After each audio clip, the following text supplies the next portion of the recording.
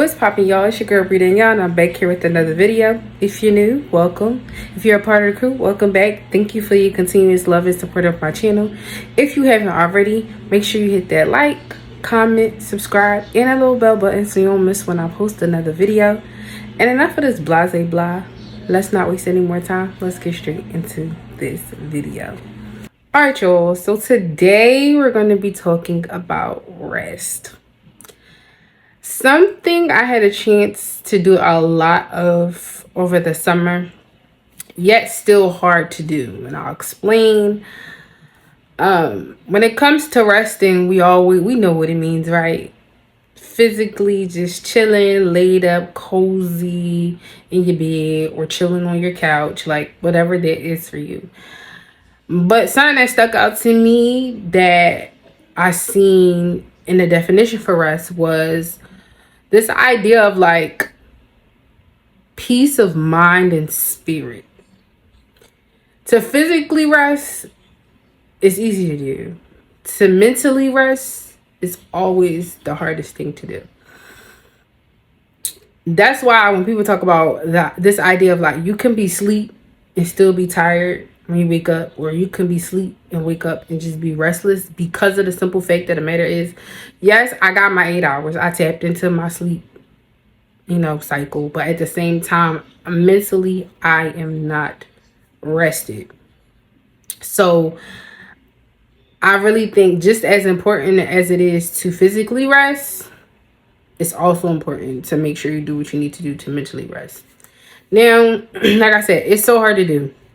It was one of the things I had to be intentional about, because I'm so used to like being constantly working, running errands to do whatever it is that I need to do, and just doing other things in between. And I'm pretty sure many people can relate in doing that. Or if you have kids, you gotta take care of your kids, make sure they eat, make sure they're ready for school, make sure they're good. And just like the daily demands of life as being a responsible adult. It's a lot to do. It's a lot to think about. And so it was very hard. And I think being intentional about your rest is very important. Now, one thing I did learn, and this might be more physical than the mental part, but one thing that came up for me was how resting increases your endurance and your strength. And it came out for me twice. One of the moments it came out for me, I was watching a video, and I was watching this preacher talk about how he, not verbatim, but how he basically talked to his trainer, and how he had asked his trainer, how can he increase his strength? And his trainer basically was like, you're doing everything right. You just need to make sure that you rest. And I was like, oh yeah, cool. Like, that's noted, like, pay attention. But then it came up for me again, because I've been trying to do small things and find small ways to be more disciplined. And so one of the things I've been doing was getting up, going to the track every weekday. And so I was wondering, like, how can I increase my endurance for running longer distance? And rest. It said rest. Like, you gotta rest your body. Just this idea, like, you gotta get used to your body has to get used to what it is that it needs to do. And so when you rest, you're giving your body time to get used to what you've been doing, and then you increase your endurance, which is true. Because let me tell you, when I would take my days where I was resting, and then when I went back to the track after my day of resting, my endurance did increase. I was able to run like a longer distance, and I was hyped. I was happy. The small wins count. But it just lets me know that when you rest, you increase your strength and your endurance to keep going. And it allows you to be able to give from a place of overflow, right? Not just your cup, but overflow. I remember hearing this girl talk about, two girls talk about it. One on a podcast, one on a video. And they were talking about basically pouring from the saucer. If you don't know what the saucer is, it's just the little plate that goes under your mug, your tea cup. your mug. And on the saucer, if you happen to over pour or something spills out, spills out on the saucer versus on the floor or on the table or countertop, right? And you want to give from that space versus giving from the space of like your cup. Now, granted, you might pour from your cup anyway, but when you think about the saying, don't pour from an empty cup. If you pour from the saucer, you pour from a place of overflow. And I feel like resting allows you to do that. Now, one thing I had to learn when it came to resting, how to withdraw and starve my distractions. In a world of instant, constant, always on your phone, always in technology, being able to text, being able to look at the lives, like the sensory overload is ridiculous. Watching videos on how to do different things, like it's a lot. It can be a lot, and you can be in sensory overload. And then on top of that, trying to exist and trying to show up in your life to do whatever it is that you need to do. And one of the things I really had to do was like really disconnect, right? Like put my phone down, put my laptop away, put the iPad away, all these different things, all of the electronics away. And another thing I had to do was turn my notifications off. I'm not talking about do not disturb. We do that.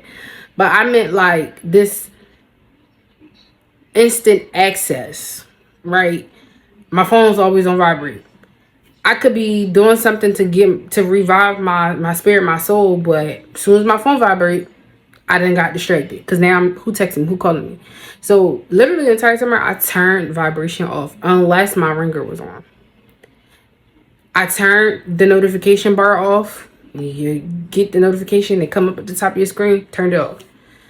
Because that way, even if I was on my phone, I wasn't being distracted from whatever it is that I was supposed to be doing on my phone. But most of the times it was just this idea to disconnect, like. And I wasn't on social media, like just trying my best to really be present and to be like rest, try to get my mind some rest. So like that disconnect was definitely important. I think we should do that because this instant thing is overwhelming inside of itself, whether you believe it or not. Now, you might need your phone to keep in contact with people. I'm not saying that, but like maybe you just do it for a day. Disconnecting is very important. Another thing is just like to help rest yourself is to do things like leisure activities, right? That was one of my goals for the month, was to do more leisure activities. Those activities that don't require me to be on my phone or something, or even watch TV, right? Take some time away from the TV. Writing, drawing. I do like to draw. Ain't nothing wrong with drawing. Coloring. They got adult coloring books. They got adult coloring books for a reason. Reading. Anything that doesn't require me being on my phone, my laptop, or my iPad. Anything that doesn't require me to do that. That's what I was trying to do. And so that was the type of things that kind of like took me away from that, but also like forcing me to be present in the moment with what I was doing.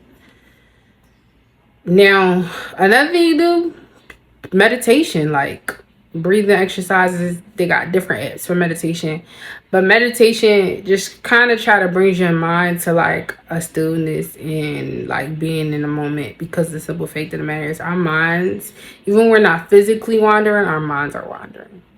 So like just meditating and just like being in stillness and silence and getting used to that uncomfortability, so that way like you can really try to bring your mind to a resting place so you're not all over the place all the time. So that was another way I found myself resting as well. Resting is so hard to do because there's so much stuff to get done, but I promise you, you really need to do it. You need to set away a day, or even if you can't, a couple hours.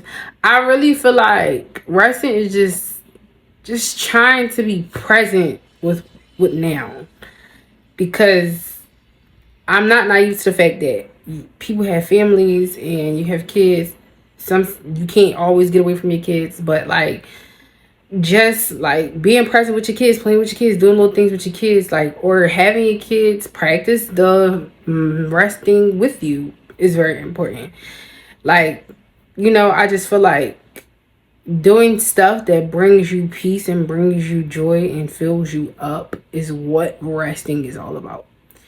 And so in a world of distractions, it's very important to be intentional about making sure you can rest so you can get from a place of overflow and you're not pushing yourself to burnout, because that's why we're burning out, because we're not resting. We're not being intentional about resting. We really have to rest. Set aside a day. You can't do a day, a couple minutes, an hour. It's okay. It's a journey. It's a process. You just gotta you know, do what you can do. And that involves you gotta give yourself grace. You gotta give yourself some love, some patience, some kindness, because it's a journey, it's a process, and it's not easy. But be intentional about your rest so you can pour from overflow. And until next time, peace, love, and blessings.